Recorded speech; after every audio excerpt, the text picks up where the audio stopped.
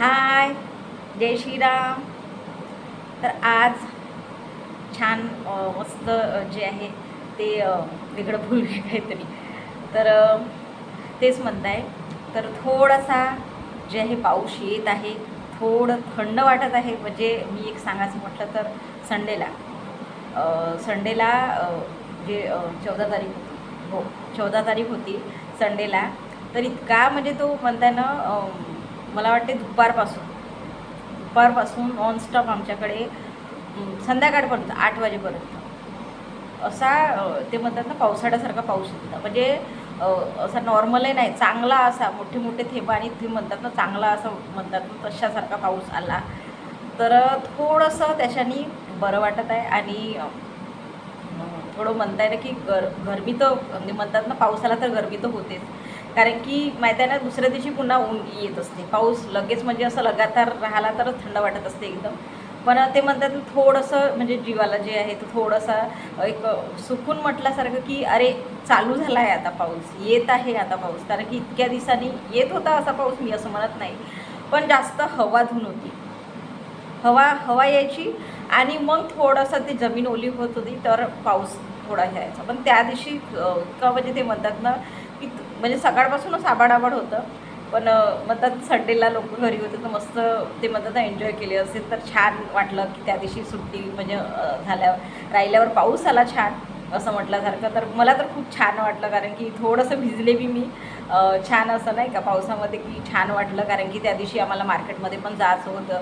तर तेच म्हणताय की बाहेर गेलं तर काही आपल्याकडे राहत नाही अवेलेबल, छत्री म्हणा किंवा काही असं. तर तेच म्हणताय की असं म्हणजे वाटतच नव्हतं की बा पाऊस येणार बा म्हणून. तर तेच म्हणताय की एकदम लगेच पाऊस आला आणि चालूच झाला तर खूप छान वाटत आहे. असं असं वाटतं की अरे येणार आता पुन्हा येणार आणि छान होणार असं वगैरे. तर हे होतं.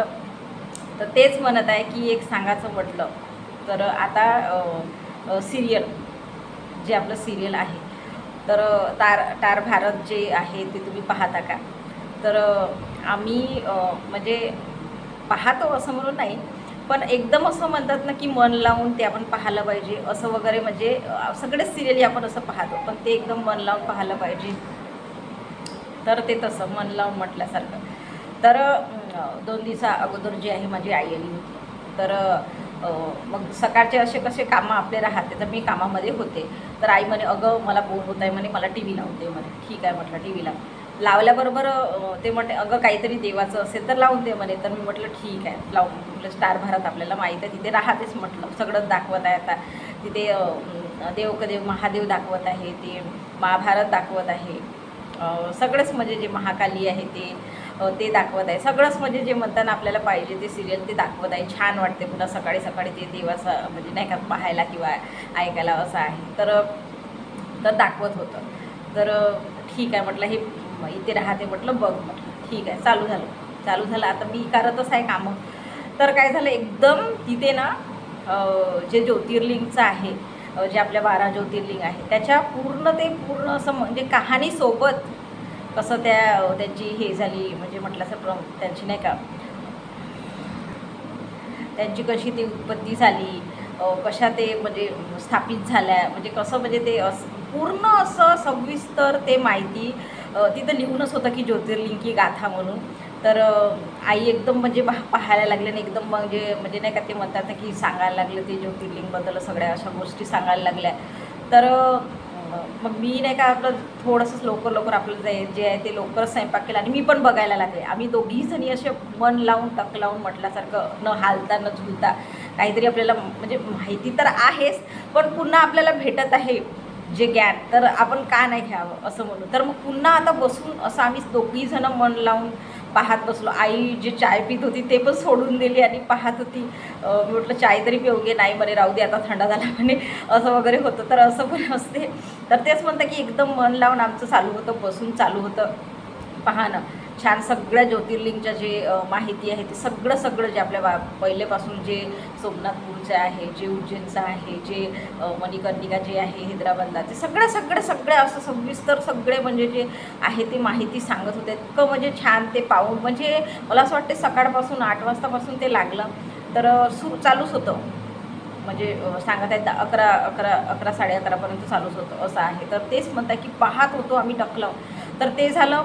मग हजबंड आले आणि हजबंड पण मग का पाहताय एवढे बसून बा तुम्ही एवढ्यानं, म्हणजे असं वाटते ना की हालत नाही काही नाही, आपलं मन लावून पाहताय, बोलत नाही एकामेकासोबत, नुसतं पाहणं चालू आहे, असं आहे. तर मग हजबंड म्हणाले, आणि त्यांना पण असं म्हणजे आम्ही बसून होतो, त्यांना पण म्हणजे ते पण म्हणजे कामावर झाले तर ते पण असे बसून होते की पाहायला की अरे छान माहिती भेटत आहे तर का नाही, तर ते पण असे पाहत बसले. आम्ही सगळेजण तिघही जण जे आहे ते असे छान पाहत बसलो. ते जे माहिती सांगत होते ज्योतिर्लिंगची, कुठे आहे, का आहे, कसं आहे, कसं त्यांची स्थापित झालं, हे ते सगळ्या ते सांगत होते आणि बसून ऐकत होतो आम्ही सगळं. म्हणजे ते छान नाही का असं म्हणून. तर म्हणतात ना की हाल नाही, झुल नाही, उठत नाही, काय नाही म्हटल्यासारखं. मी आता थोडंसं होतं स्वयंपाकाचं थोडंसं ठेवून दिली, मी पण बघायला लागली, हजबंड पण बघायला लागले. आई तर तेच म्हणता की आई माझी आई तर इतकी महादेवाची भक्त आहे ना, ते ती सारखी महादेव महादेव, तर तिला ते इतकं छान वाटलं. तर तेच पाहत होती. मग नाही का वेळ होऊन गेला म्हणजे हजबंडला की अरे पाहत आहो, पण कसं कामावर जायचा जो टाईम आहे तो चालला जाईल म्हणून नाही का. तरी पण अरे मला सांग ना गं, असं म्हणजे आम्हाला म्हणायला लागले की याच्यानंतर काय होईल मला सांग ना गं, असं वगैरे. म्हणजे माझं एक म्हणणं होतं की सगळंच दाखवतात, देव ते महादेव दाखवतात आणि ते रामायण दाखवतात आणि काय म्हणते ते महाभारत जे आहे ते दाखवतात. म्हणजे थोडंसं सती की कहाणी असं पूर्ण. पण त्या दिवशी पहिल्यांदाच मी म्हणजे आम्ही असे पाहत होतो की सगळ्या ज्योतिर्लिंगची माहिती सांगत आहे आणि दाखवत आहे असं म्हणून.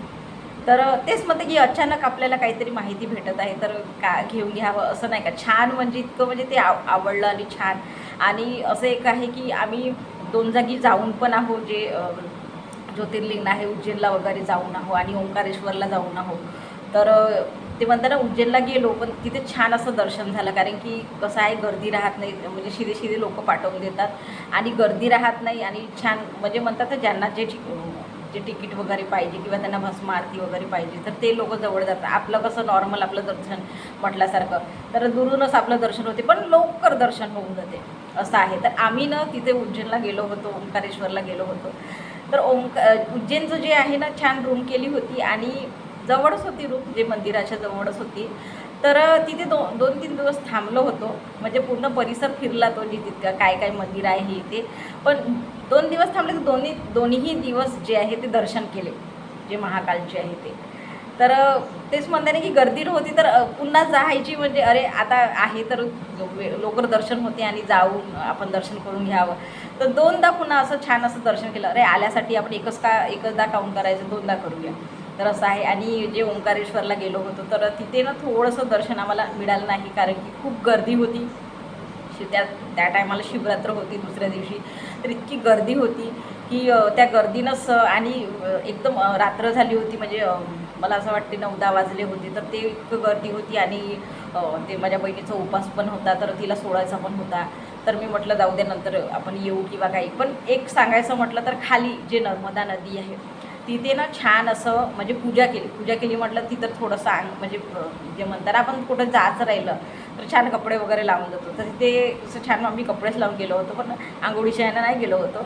तर तिथे छान ना आम्ही जे म्हणत आहे की छान थोडंसं अंगावर पाणी घेतल्यासारखं नाही का, छान खेळलो आम्ही तिथे पाण्यामध्ये. तिथे दिवे सोडले, तिथे काय मच्छी वगैरे असतात ना, म्हणजे छोट्या बारीक माहीत नाही, पण तिथे छान असे मुरमुरे ते राहतात देतात लोक. तर तिथे छान असे मुरमुरे टाकले ते नदीमध्ये मच्छ्या वगैरे खातील म्हणून आणि छान दिवे सोडले. तेच असं एकदम छान संध्याकाळचं वातावरण असं वाटते की तृप्त आणि छान असं म्हणजे खूप छान वाटलं. तेच म्हणजे खाली जे नर्मदा नदीचं आहे ते छान दर्शन करून. आणि एक सांगायचं म्हटलं तर तिथं बोटी पण होत्या फिरायला. पण मग तेच म्हणते की स्टार्टिंगला आम्ही ते नर्मदा नदी आहे तिचे दर्शन केले आणि ते दिवे वगैरे सोडले. मग आम्ही ते करून मग आम्ही दर्शन करायला गेलो वरतो ओंकारेश्वर. तर तेच सांगा, ते खूप गर्दी होऊन गेली आणि मग ते आम्हाला भेटलं नाही वेळ, तर आम्ही दुरूनच पाया लागून मग खाली आलो असं आहे. तर तेच म्हणत आहे की खूप छान असं वाटते आणि खूप छान म्हणजे कुठेही आपण दर्शन केलेलं तर खूपच छान म्हणजे जे आहे ते असं मनाला शांती की अरे आपलं दर्शन झालं असं वगैरे नाही का. तर तेच म्हणतात की छान दर्शन आम्ही केलं. तर तेच ते पूर्ण अशा माहिती सांगत होते, एकदम बसून आम्ही ते म्हणताय ना की ऐकत होतो की छान असं माहिती सांगत आहे. आणि एक सांगायचं म्हटलं तर ते महादेव जे आहे स्टार प्रवाहावर, तर तिथे ना एकदम म्हणजे काही म्हणजे काही ना काही कहाण्या सांगतच असतात हमेशा, म्हणजे कोणतं ना कोणतं दाखवतच असते. तर असं ते बोर होत नाही, म्हणजे असं वाटते की छानच आहे आणि पाहतो. तर सकाळी सकाळी ना मला तर सवय आहे की झाला आपला स्वयंपाक, तर कसं आपलं थोडंसं नाश्ता पाणी करायचं राहिलं तर टी व्ही लावायचं आणि मग ते हे आहे नाही का, स्टार भारत म्हटल्यासारखं, ते सॉरी स्टार प्रवाहामध्ये स्टार भारतवर आहे एकदम, म्हणजे ते याच्यातून निघून गेलं. स्टार भारत जे आपण म्हणतो ते त्याच्यावर चालू आहे त्या सगळ्याच जे आहे ते ज्योतिर्लिंगची माहिती आणि महादेव म्हणत आहे ती, आणि महाभारतमध्ये ते स्टार भारतवर आहे. तर असं आहे, तर मी तर बघते दररोज, जे आपलं सकाळी आपलं कामं वगैरे झाले, सगळं स्वयंपाक वगैरे झाला, तर थोडंसं आपला नाश्ता वगैरे करायचा राहिला तर तिथे ना छान असं दाखवत असते. पहिलं स्टार्टिंगला काय महाभारत चालू होते, मग ते महादेव चालू होते. ते इतकं म्हणजे ते पाहायला नाही, म्हणजे पाहून आहो असं म्हणून नाही, पण असं पाहूशल वाटतं, अरे आता काय आता काय आता काय असं वगैरे, तर छान असं वाटते. तर तुम्ही पण बघतच असाल, कारण की टी व्ही आपण लावतोच सकाळी, जे काही गाणे वगैरे ऐकायचे आहे. तर मी आधी गाणे वगैरे लावत होते, पण आता हे म्हणजे जे सांगत आहे ना, आई आता घेऊन गेली आणि छान ते पाहत होतो आम्ही. तर तेव्हापासून ना म्हणजे सवय झाली, अरे काही ना काही दाखवेल बा म्हणून नाही का. तर छान असं बघत असतो, तर छान वाटते. तर पाहायला एकदम ते बसूनच एकदम म्हटल्यासारखं ते मंत्रमुग्ध झालो, की ते सांगत होते ज्योतिर्लिंगच्या माहिती वगैरे. अरे म्हणजे असं वाटते आपल्याला कधी कधी, आपल्याला कधी कधी कसं आहे माहिती राहते जे आहे कुठे काय आहे, ज्योतिर्लिंग आहे ते, पण असं वाटते की अरे असं असं झालं होतं, किंवा अशी याचं म्हणजे जे आहे स्थापना झाली होती, किंवा असं असं आहे बा. तर म्हणजे ते कसं आपल्याला तिथे पूर्ण डिटेलमध्ये माहिती सांगतात ना, तर त्याच्यानी माहिती होती. म्हणजे कधी कधी आपण कसं फॅमिलीमध्ये म्हणा किंवा काही असं चर्चा करतो की अरे इथं इथं जायचं आहे, मग हे आहे असं आहे, तिथे तसं आहे, कुठं जायचं राहिलं तर आपल्याला कसं माहिती आपण काढायचे प्रयत्न करत असतो. तर असं आहे, तर तेच म्हणतं की छान आता म्हणजे जे सांगत होते माहिती जे ज्योतिर्लिंगची, तर खूपच असं ते मन लावून टक लावून म्हणल्यासारखं ऐकत होतो. जसं आता कोणतंही आपण सिरियल बघतो, तर अरे आता काय होणार आता काय होणार असं, म्हणजे आपल्याला म्हणजे जिज्ञासा होते किंवा उत्सुकता होत असते, किंवा आपलं काय बघताव काय हे ते म्हटल्यासारखं, तर ते असं होतं. तर तेच म्हणत आहे.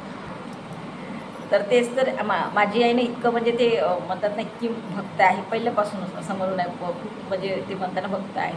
तर ती कसं आहे, तर ती महादेव महादेवच करत राहते. तर तर माझा भाऊ एकदा काय गं नुसती महादेव महादेव करत असते म्हणे, की म्हणजे कुणाला वाटते ना, आपण कोणत्या याला जसं शब्दामध्ये आपण कुणाकुणाला सवय असते नामजप केल्यासारखे, की आपण बोलत असतो देवाचं नाव, तशासारखी आई माझी जी आहे ते महादेव महादेव करत असते. तर माझा भाऊ एकदा म्हणजे मनाला म्हणते, आई सांगत होती माझी, की काय गं नुसती महादेव महादेव करत राहते. तर माझी एकदम मग म्हटली होते की काय करू मग, महादेव नाही म्हणून आता माझं काय वय आहे असं वगैरे, म्हणजे तिचं जे बोलणं आहे, त्यांचं जे बोलणं आहे ते म्हणजे आहे. तर बरोबर आहे की छान आपण जे देवाचं करत आहोत, तर तेच तोंडावर येणार ना, तोच शब्द येणार ना आपल्याला निरंतर जे आहे ते, आहे की नाही, असं आहे. तर इतकं छान म्हणजे ते आई सांगत होती ना, ते एकदम आम्ही ते मंत्रमुग्ध होऊन पाहत असतो. तुम्ही पण पाहत असाल, काही माहिती आपल्याला मिळत राहिली तर आपण बघतोच छान असं, आपल्याला काहीतरी जिज्ञासा असते, अरे काहीतरी होईल, म्हणजे काहीतरी आपल्याला भेटत आहे माहिती असं तसं. तर तेच म्हणत आहे की छान असं दाखवत आहे, तर तुम्ही पण बघत असाल. ठीक आहे, जय श्रीराम.